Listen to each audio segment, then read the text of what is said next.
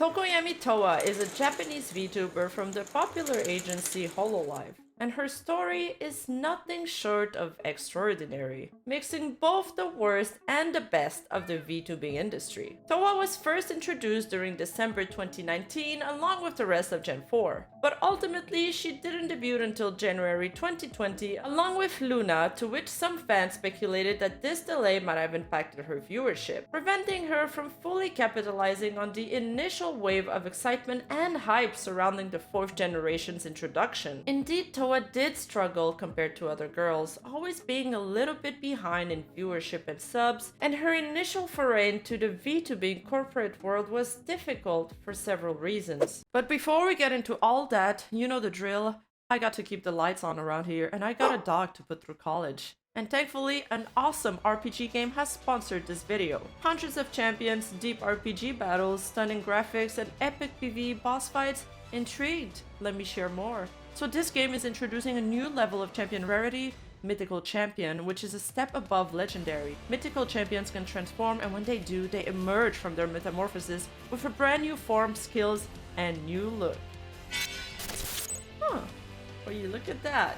So if you find my metamorph cool, wait until you see what Mythical Champions can do in Raid Shadow Legends. Mythical Champion and Raid bring 2 forms, special skills, and shared gear. Use Primal Shards to summon them for strategic play. Celebrate the holidays with Raid Shadow Legends at www.raidxms.com and me by joining my clan Evenstar Legions. You know you want to. Dive into the Christmas story event, solve mini-games, and win in-game and real-life prizes. There's also the new Curse City update featuring 100 stages, challenging boss battles, various quests, and a chance to unlock a mythical champion. Explore Teamed Events Tournament and a month-long Yuletide Titan event for epic rewards. Cozy up in Teleria this season with Raid Shadow Legends. New players, use my link in the description below or scan the QR code for 2 epic heroes, Lightsworn and Juliana, that you unlock at level 15. Join me in game as Evenstar's Legions for legendary adventures in our clan. Now back to the video. Towa's debut was considered pretty lukewarm compared to some of her other explosive gen mates such as Coco and Kanata. She also debuted with a bad throat, which impacted her energy. But it's exactly this kind of underdog moment that drew people to her. Moreover, her talent was unmistakable. Her voice and singing capabilities were exceptionally impressive and one of the best in Hololive. I've seen a few people be critical of her speaking voice, and in that regard, I just want to add that it all just makes sense once you hear her sing. Trust me. On top of that, Towa was the only streamer with a lack of over-the-top gimmick, so her relatability ended up becoming endearing to them. Towa's main thing is that she's an FPS gamer, and back then that really didn't land with people at first. Nowadays, Towa is considered one of the best Apex gamers in the Hololive scene along with Botan, and Apex is pretty popular amongst VTubers. The gap moe is something that has often been used to describe Towa's charm. It is best explained as a character's contradictory characteristics that makes them more likable. For example, Towa is a devil with purple hair and a youthful appearance. You would probably expect a certain kind of personality to go with that. But Towa is actually a sweetheart and a very gentle person. This contradiction between her look and the way she behaves makes her charming. Towa ended up attracting a following of antis pretty early on in her career, fueled by minor mishaps. Regrettably, these antis evolved into a bigger force and would cause Towa a lot of anguish in the events to come, inflicting profound mental anxiety and challenges upon her. First, it began with the webcam incident, where she accidentally opened her webcam on stream during a collab with Coco, and the internet really blew this out of proportion. Some people even saying that Towa had almost leaked Coco's face by accidentally turning on the webcam, which was not the case at all. To me, it seems like an honest mistake. Let's take a look at the video. いろいろあるよね。パソコンの調子っていうものがあるよね。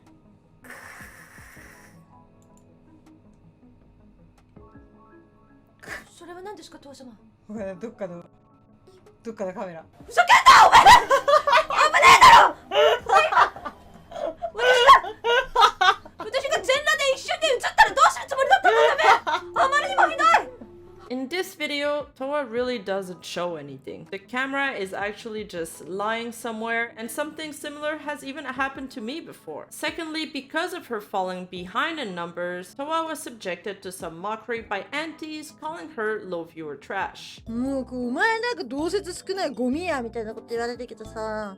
This attitude towards less successful streamers is reflected in those kind of fortune comments, where often the girls are getting compared to each other in a weird kind of competitive setting, when in reality it feels like there's much more camaraderie between the girls. The dismay between Japanese and Eastern fans over minor mishaps like this can be explained by the deep-rooted significance of honor in their culture. Stemming from ancient practices such as the Bushido Code, a set of principles followed by the samurai, honor plays a pivotal role in Japanese society. Every aspect of daily life, from bowing and using honorifics to the orderly behavior on public transportation, is designed to showcase respect in Japan. In this cultural framework, respect extends to various facets of life, including elders, family bosses, and yes, even workplaces. When personalities like Towa makes mistake, it is heavily frowned upon. The reason behind this disapproval lies in the belief that such mistake brings shame, not only to the individual involved, but also to their company and family, ultimately tarnishing the sense of honor associating with these entities. This cultural backdrop explains why fans react with such intensity, such as is in the case of Towa or even Manueloe when she accidentally leaked her character. It's not just about the individual, it's about upholding the honor and reputation of the collective,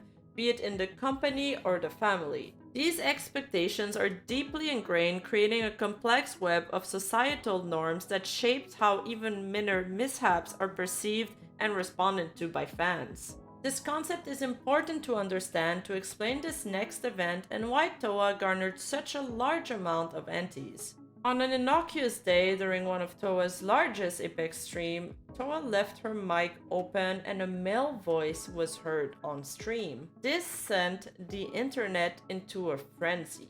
The antis, Gachikois, and drive-by shitposters all started speculating on the internet. And because there's been trouble with unicorns in the past, Towa panicked. She had an awkward attempt at an excuse, falsely claiming her manager was the voice, and later on contradicted herself, saying it was her father or like two men she knew, which exposed the lie. This fueled the fire even further. Perhaps a very small portion of her fan base did actually care about the male voice. Most of them didn't, however. A large portion of the fan base did care about the lies though, and conversations about her lack of professionalism resurfaced again due to the reason I explained earlier. A lot of people were pointing the blame on Towa.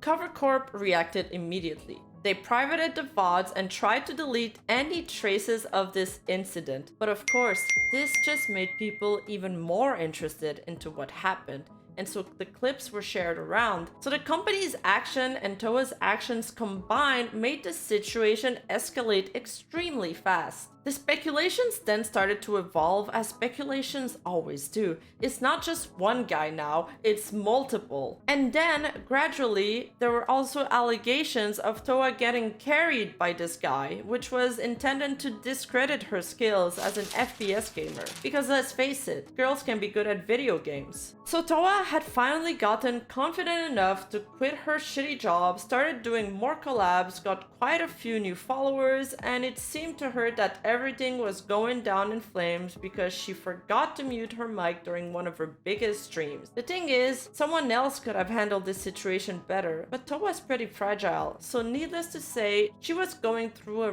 really tough time at this point.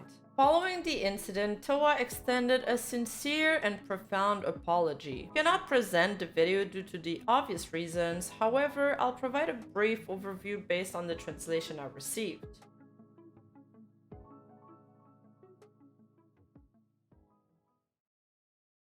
In the apology, Towa notes that the incident happened when she joined a voice chat group and the voices of two men were accidentally heard on stream. She says she can't really explain why she did it, but admits that she lied that the male's voice was a staff voice. She assures that she is definitely not in a relationship and there was no cheating in the game. I really deeply regret my thoughtless actions that have made fans feel sad and also betrayed the feelings of all involved employees and Hololive's management and their talents.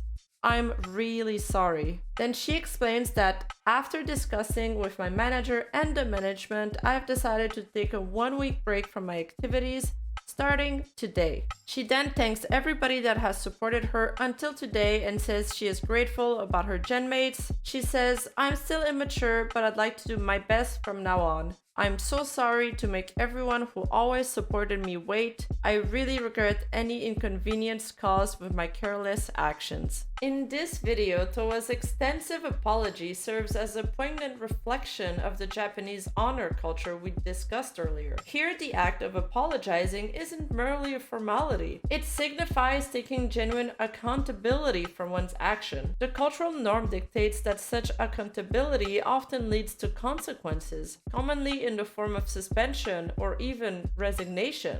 That's also why we often see CEOs stepping down from duties after a company scandal, or CEOs undertaking a pay cut like Yago did with the Kyriokoko incident. Towa in this instance truly internalized the gravity of her actions and earnestly shouldered the blame. It is said that there is nothing scarier than black font on a white background for a Vtuber fan. And on March 5th, Vtuber fans across the internet got jump scared as there came in the suspension announcement for Towa. The statement read as such: "We would like to sincerely apologize for the inconvenience and concern caused by our talent, Tokoyami Towa. In the future, we will strengthen our management system and strive to prevent recurrence. All of our employees and talents will do our best to restore the trust of our fans, so we appreciate your continued support." The statement was met with mixed feelings. On one hand, the Eastern fans were vocal about their disappointment and frustrations, feeling that Towa's suspension was an unfair consequence for a genuine mistake. They expressed concern for her well-being and wished for a swift return to streaming. On the other hand, there were those who believed that the suspension was necessary, emphasizing the importance of accountability and adherence to the values of honors within the context of Japanese culture. The incident sparked debate and discussions across various online platforms, with opinions sharply divided between those advocating for leniency and understanding, mostly on the Western side, and those insisting on the significance of responsibility and consequences. This divide in views revealed how cultural expectation, personal responsibility, and the influence of idol culture all played a role in shaping people's opinion.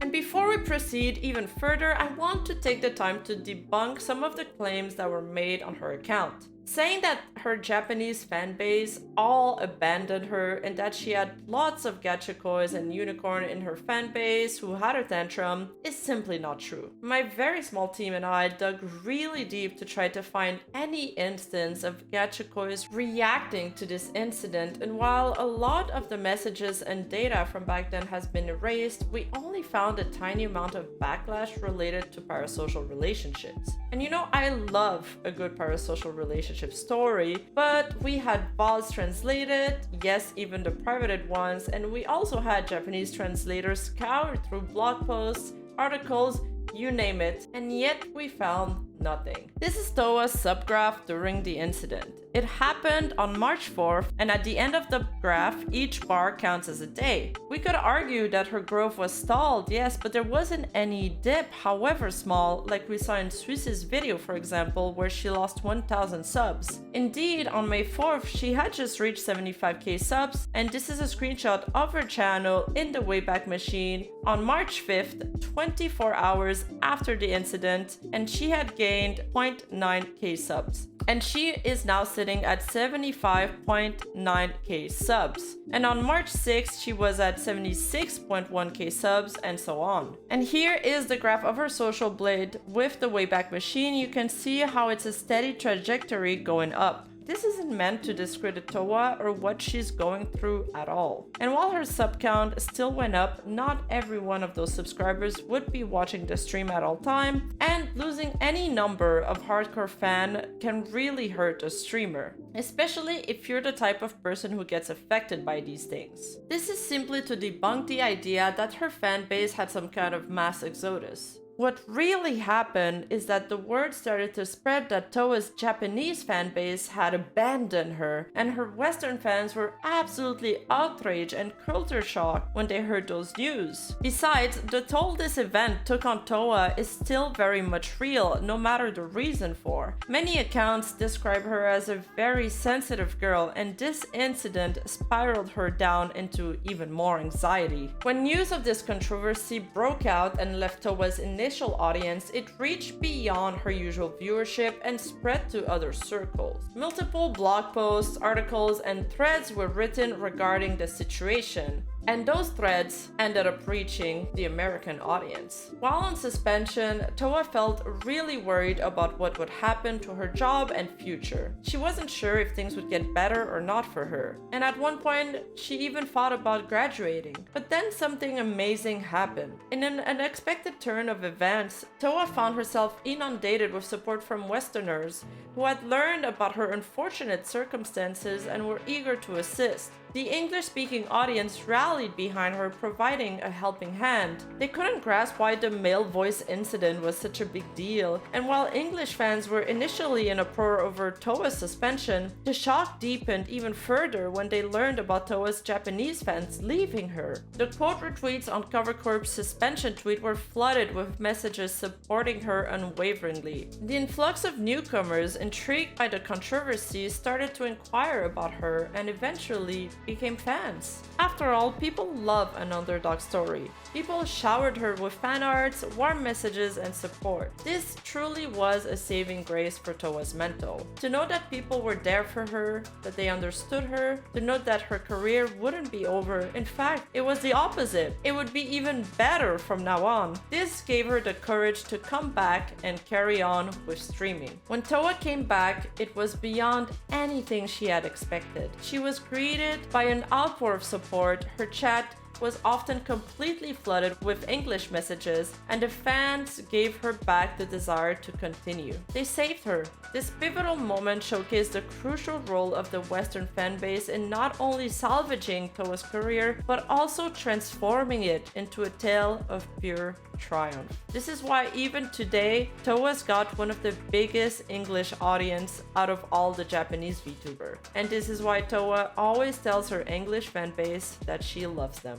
なんか海外に行きのコメントはなんか上手に返す、なんか英語ができなさすぎて上手に返せなくて、なんか I love you しか言えなくてごめんなさい。じゃあ I love you で全て伝わるかなって思って、そう I love you で。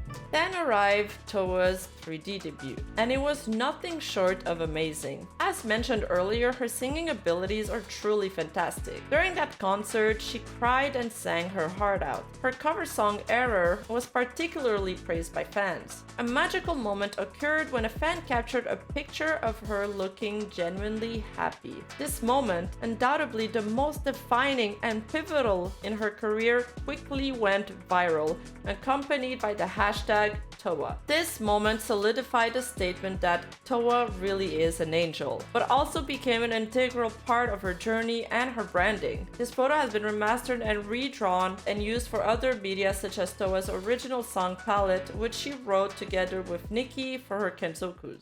Unironically, this whole male incident ended up being a blessing in disguise. By getting rid of the bad apples in her fanbase really early on, and by gaining an immense amount of new overseas fans, Towa got to rebuild her community in a healthy manner. This is why, even today, Towa gets to have much more freedom than the other girls in Hololive. It enabled her to have unhindered collabs with all kinds of other VTubers in the community, and yes, even male ones. She is one of the VTubers with the most connections, having played with people from Niji Sanji, VSPO774, and all kinds of indie VTubers. This isn't a tale of parasocial connections. This is a story of perseverance where the hero overcomes all challenges.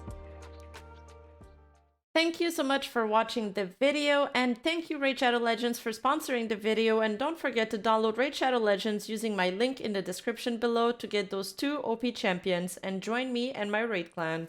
If you want to gain access to exclusive footage and really hilariously voiced comments, make sure to subscribe to my new Patreon. We also reached our previous sub goal, so I am commissioning the artwork as promised, so stay tuned for that. See you next week with a new VTuber deep dive.